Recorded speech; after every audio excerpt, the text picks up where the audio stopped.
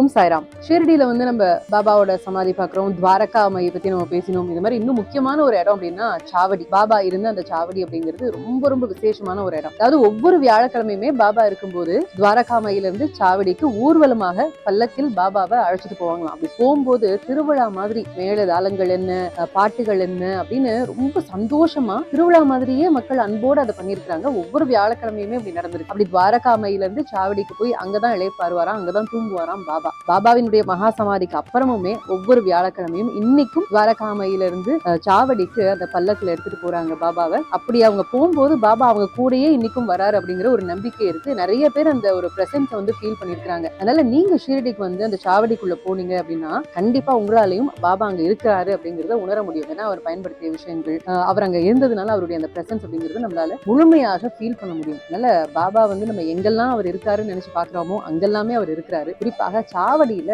ரொம்ப ரொம்ப ஒரு சிறப்பான அனுபவத்தை கொடுக்கக்கூடியவர் பாபா. ஓம் ஸ்ரீ சாய்ராம்.